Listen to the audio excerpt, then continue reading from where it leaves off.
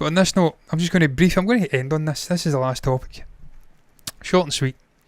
I mean, we're already a good 37 minutes in here, which is impressive considering my voice feels as though it's going. I feel like a croaky 90-year-old guy getting ready to check into palliative care, see out the final hours of his life.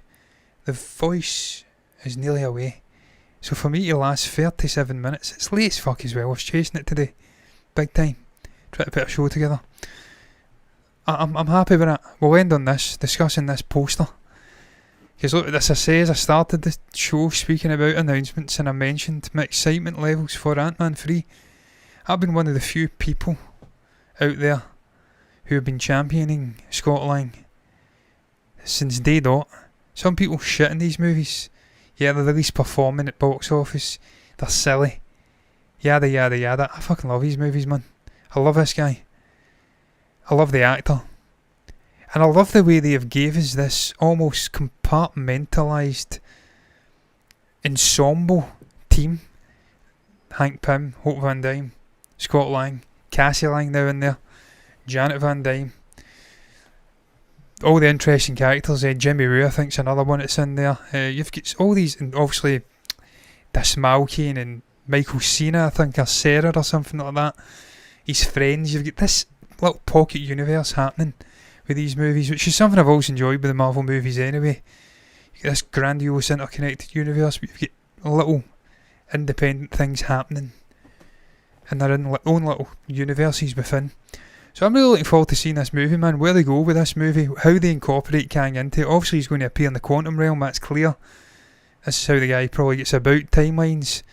They're going in there to try and rescue his fucking daughter. They're going to pop into the bold Kang, but what a poster, man.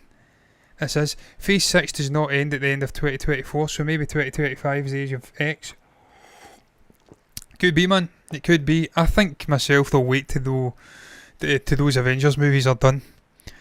I think we'll see out the multiverse saga, and then we'll bring the X-Men in, even if there wasn't contractual reasons for it. Maybe lingering X-Men Fox stuff going on. I think they would still just wait clean cut. I mean that's just another era entirely of storytelling, of characters. I mean, that's another Avengers in its own right there with the X-Men. There's so much you can do with that in terms of casting and fucking storytelling and movies. You can do crazy shit with that. Leave it, clean cut it, start afresh and do something different.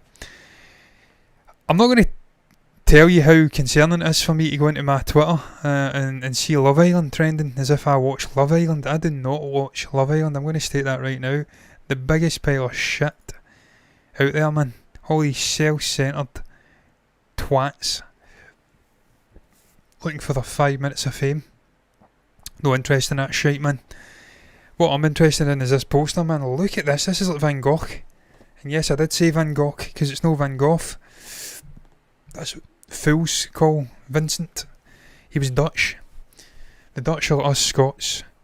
They pronounce certain words like that's how they say it.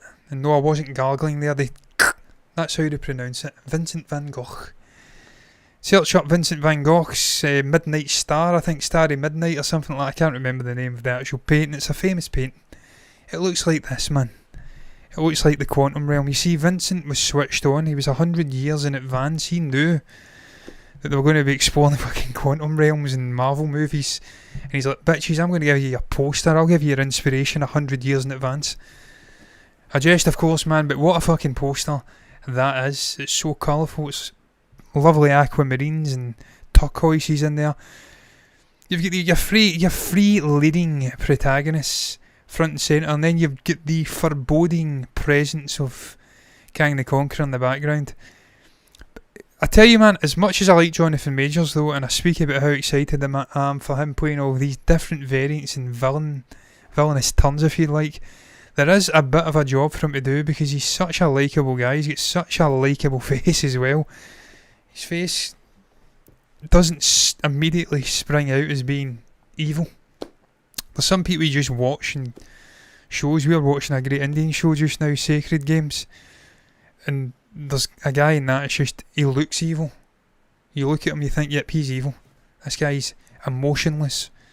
He's a bad guy.